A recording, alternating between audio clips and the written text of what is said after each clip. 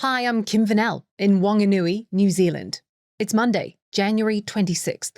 Today, the Trump administration defends the shooting of another American in Minneapolis, while Reuters video analysis contradicts the official account.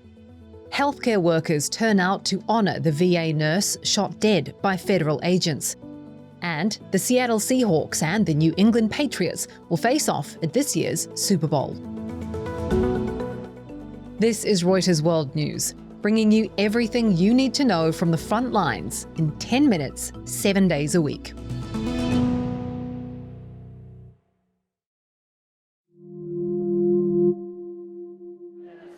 Ice out of Minnesota!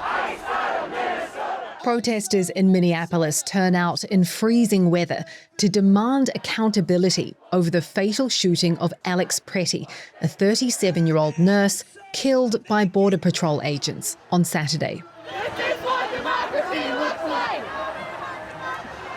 The National Guard's been mobilised in the city as tensions grow over President Trump's immigration crackdown and the violent tactics used to enforce it. At the centre is conflicting versions of what exactly happened to Pretty.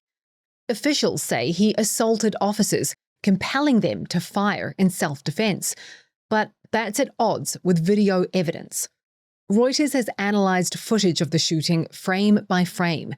Here's Fernando Robles from our visual verification team on what they saw in 3 videos they verified from the scene. The first one was filmed 3 minutes before the shooting started. In this video, you can see Pretty walking down the street. He's filming, and a bunch of agents are also in the street. At this point, a federal agent pushes one woman nearby and shoves another to the ground. We can see Pretty on his right hand holding a phone. He was filming, and on the left side, we don't see anything. He has nothing on the left hand. Pretty moves between the agent and the women and raises his left hand to shield himself as the agent pepper sprays him. Soon after, agents push Pretty to his hands and knees, and as he is pinned down, someone shouts what sounds like a warning about the presence of a gun. Honestly! Video footage then appears to show one of the agents removing a handgun from Pretty's waistband area and stepping away from the group with it. Moments later, an officer points at Pretty's back and fires 4 shots in quick succession. Several more shots are heard as another agent also appears to fire. At the scene of the shooting, hundreds of healthcare workers gathered to honour Pretty, who they say was one of their own. Reuters' Brad Brooks was there. No justice! No peace! It was a really somber event. It was a really quiet event in a strange way. The people there were just devastated. Alex was an ICU nurse at the VA.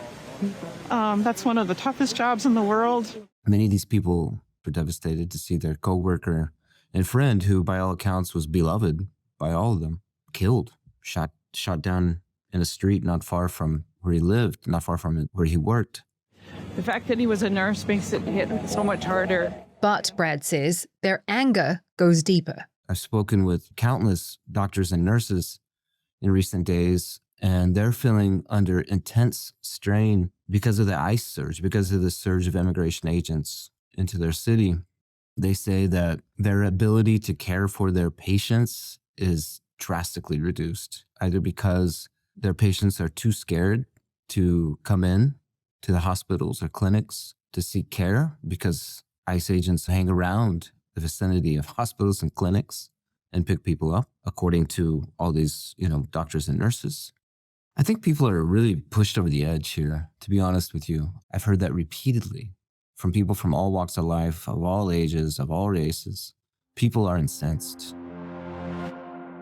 President Donald Trump, in an initial social media post, posted a photo of Pretty's gun, saying it was loaded with 2 additional full magazines and was ready to go, saying, "What is that all about?" But in an interview with the Wall Street Journal, the president said that his administration is reviewing everything and will come out with a determination about the fatal shooting.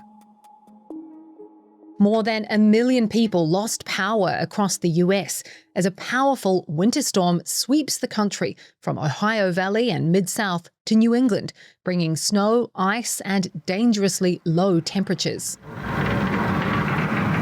In New York, snowplow trucks are working overtime. Some of the heaviest snowfall was measured there, up to a foot or more, as well as in parts of New Jersey, Colorado, Illinois, Indiana, Missouri, and Pennsylvania. A storm warning remains in place for most of the eastern third of the country, impacting almost 120 million people.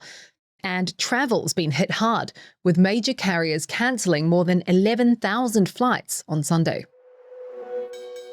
Turning to markets now, and we've got Mike Dolan from our sister podcast Morning Bid to tell us what we need to know as we start the week. Hey, Mike. Yeah, gold above $5,000 an ounce for the first time ever this morning. This is an astonishing rally in gold and other precious metals. But in gold last year, we got 65% rise. That was its best year since 1979. And we're up 17% already this year, and we're still in January. What's driving it?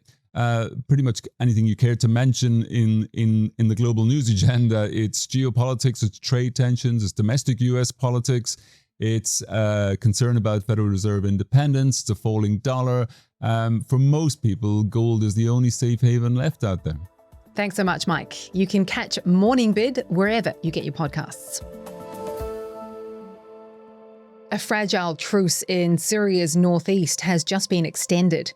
The Syrian government and Kurdish-led SDF are adding another 15 days to a ceasefire that was set to expire on Saturday night. It follows a rapid government offensive that's pushed President Ahmed al-Sharaa closer to taking full control of the region. Washington has been pushing for a lasting truce, as it previously allied with the Kurds to fight Islamic State. The ceasefire also gives the US more time to move Islamic State detainees from Syria into Iraq. That transfer of ISIS fighters was discussed by US Secretary of State Marco Rubio in a phone call with Iraqi Prime Minister Shia al-Sudani on Sunday.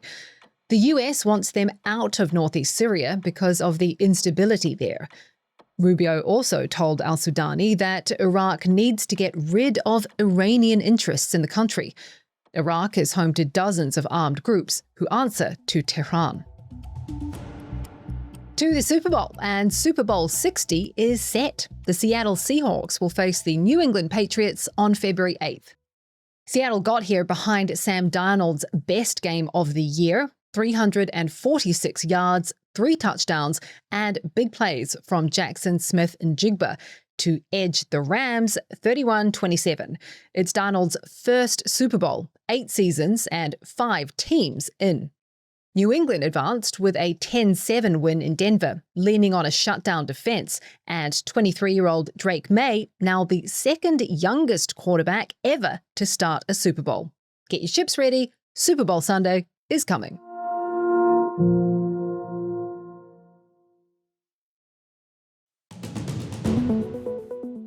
And for today's recommended read, a Reuters exclusive.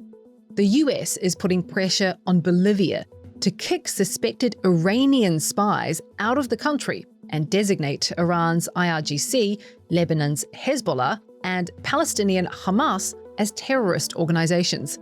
The anonymous sources say the push comes as the US works to deepen its influence in Latin America. There's a link to that story in the description. For more on any of the stories from today, check out Reuters.com or the Reuters app. Don't forget to follow us on your favorite podcast player. If you're listening on a smart speaker, just ask for the latest news from Reuters 7 days a week. We'll be back tomorrow with our daily headline show.